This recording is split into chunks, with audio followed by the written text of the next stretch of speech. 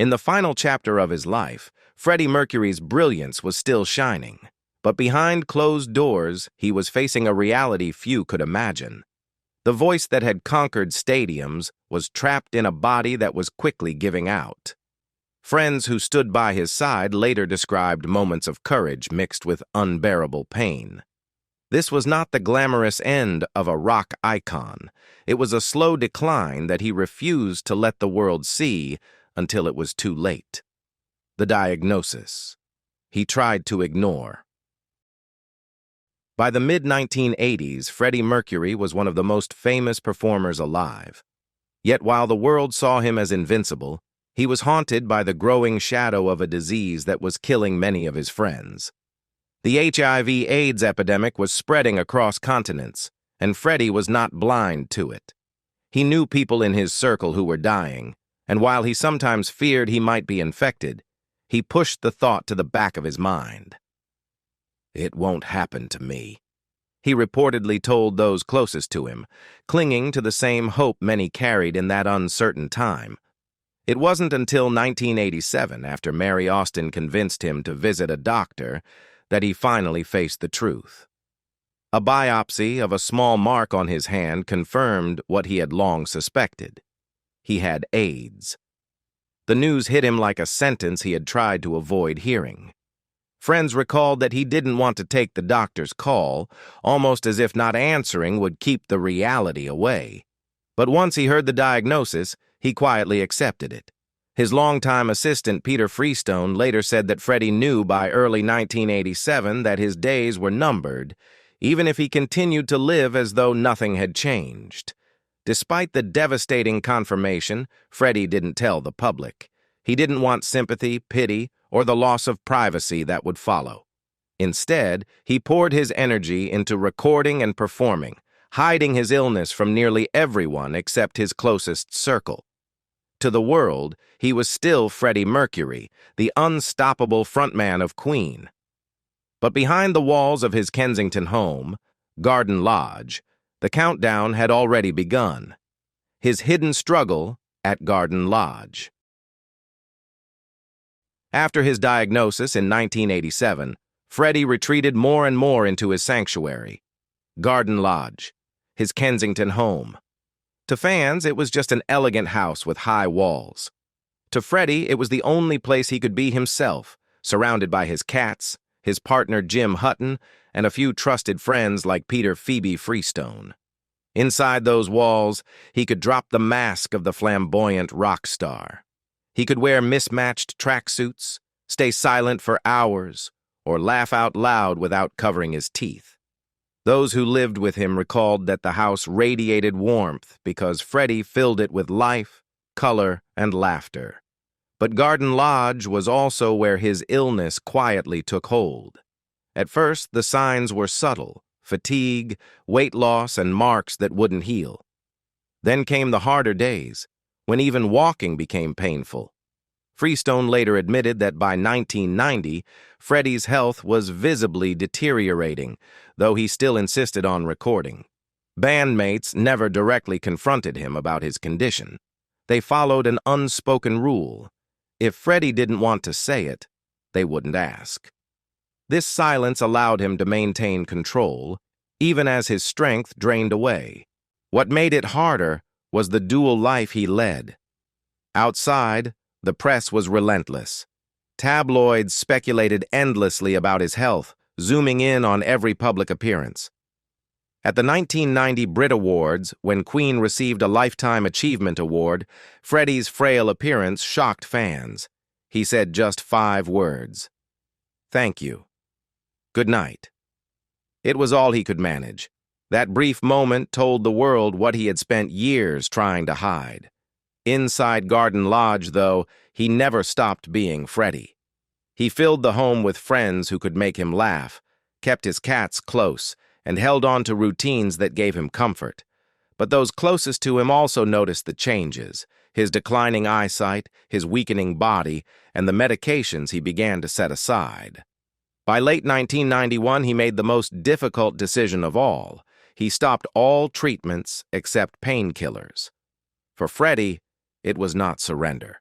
It was the choice to face the end on his own terms, the last recordings and the final videos. Even as his health declined, Freddie Mercury refused to let illness silence him. Between 1988 and 1991, he pushed himself into the studio whenever his body allowed, determined to leave behind as much music as possible.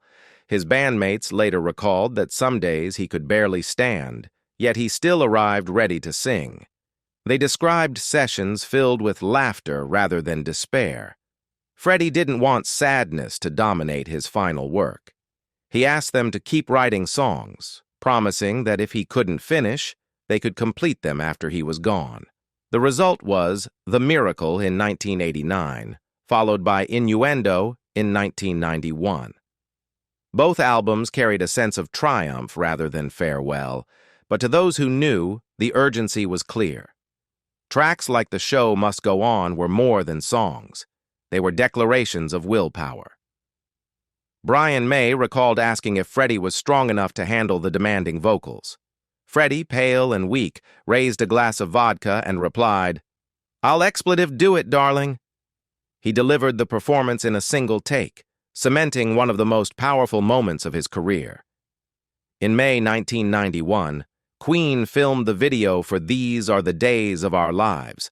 Shot in black and white to disguise his frailty, Freddie wore a vest decorated with drawings of his beloved cats. His movements were slow, his face thin, but his eyes remained defiant. At the end of the video, he looked directly into the camera and whispered, "I still love you." It was his final message to the fans, though most wouldn't realize it until later. This period also showed his determination to balance public silence with private truth. He still refused to acknowledge his condition openly, even as speculation grew. Only his closest companions, Jim Hutton, Mary Austin, and Peter Freestone, saw how far the illness had progressed. For Freddie, these last creative bursts weren't just about leaving music behind. They were about proving to himself and to the world that he remained an artist until the very end. The final days at Garden Lodge, November 1991. By November 1991, Freddie Mercury's fight had reached its last stage. On November 10th, he made a decision that stunned those caring for him. He stopped taking all treatments designed to slow the progress of his illness, keeping only painkillers to ease his final days.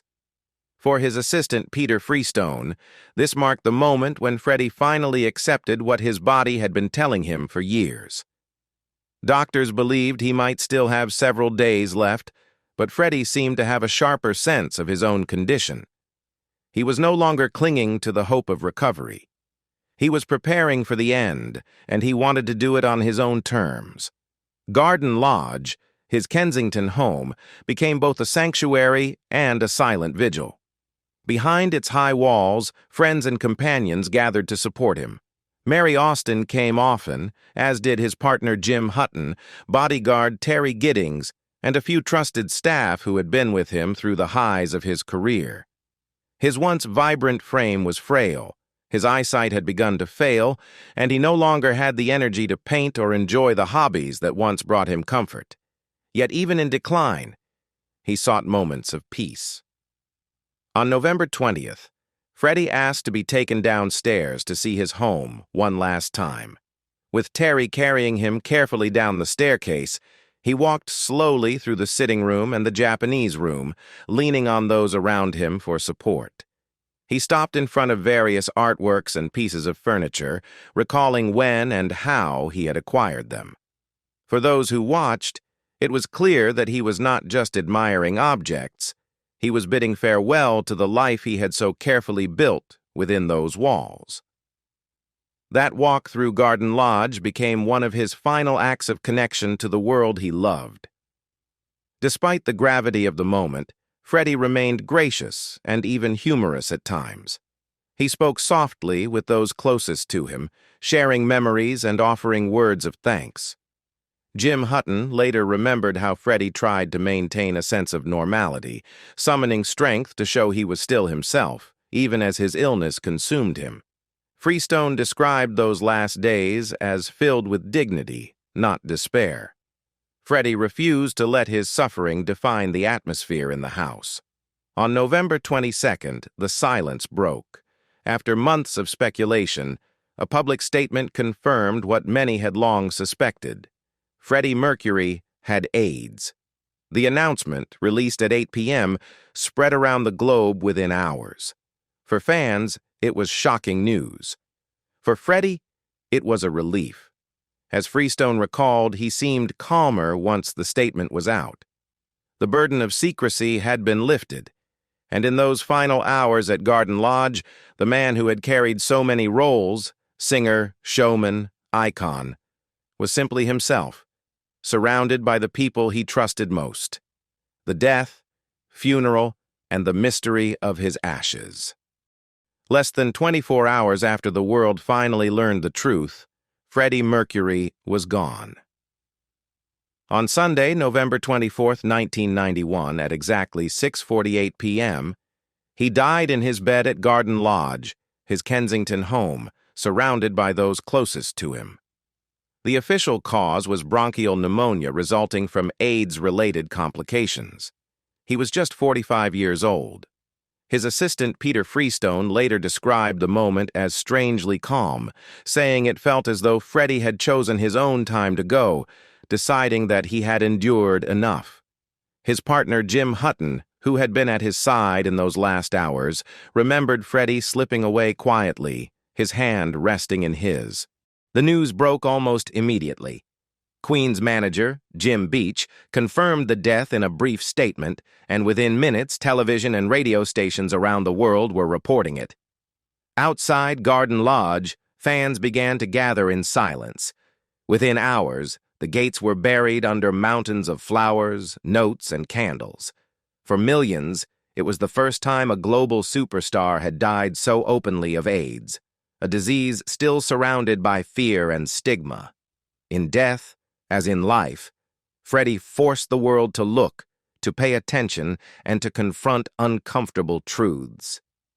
His funeral took place 3 days later, on November 27, 1991, at West London's Kensal Green Crematorium.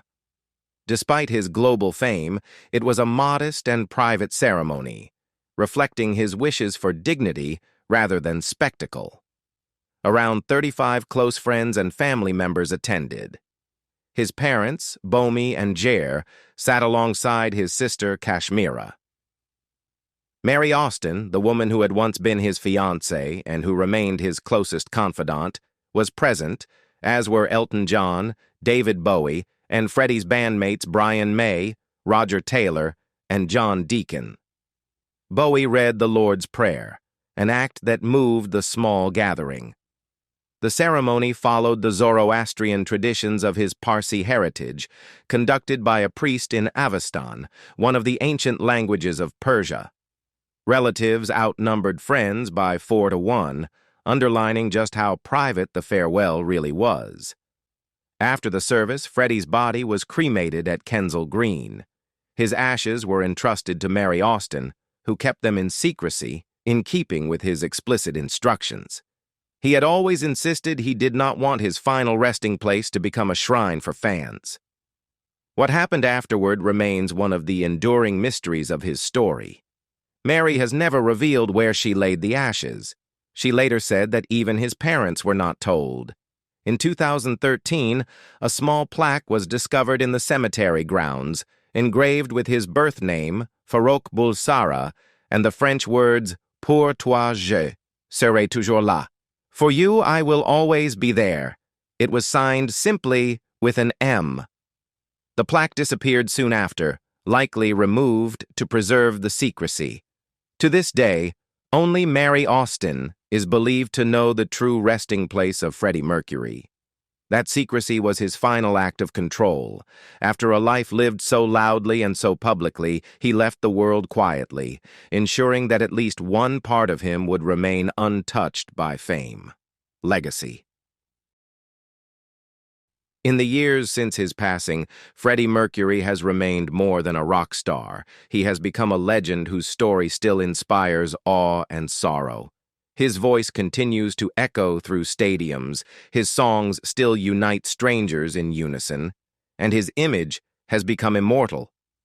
But those closest to him remind us that behind the spectacle was a deeply caring man. Peter Freestone remembered him not for his fame, but for the laughter that filled Garden Lodge. He recalled how Freddie hated showing his teeth in public, yet at home he would throw his head back and laugh freely, unguarded and joyful. These small, intimate moments revealed the real Freddie Mercury, a man who gave as much in private as he did on stage. Freddie also left behind a challenge to those who would preserve his memory. He told Queen's manager, Jim Beach, "You can do anything with my legacy, just never make me boring." That one line captured everything about him: bold, dramatic, unpredictable, and never dull. His death at 45 robbed the world of decades of music he might have created, but his influence endures in every artist who dares to blend vulnerability with power and in every fan who still sings along to his anthems. His final days were marked by pain and decline, but also by defiance and love.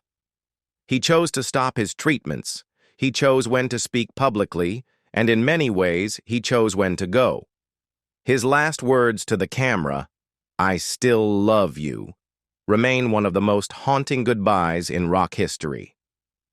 They were not just for his fans, but for the life he knew was slipping away. Freddie Mercury did not leave quietly. He left with music, with courage, and with a legacy that refuses to fade. His story reminds us of the fragility of life, the cruelty of disease, and the power of art to outlast both. What do you think was Freddie Mercury's most unforgettable moment? His music, his voice, or his fearless spirit? Share your thoughts in the comments below, and don't forget to like this video and subscribe for more stories about the hidden sides of legendary stars.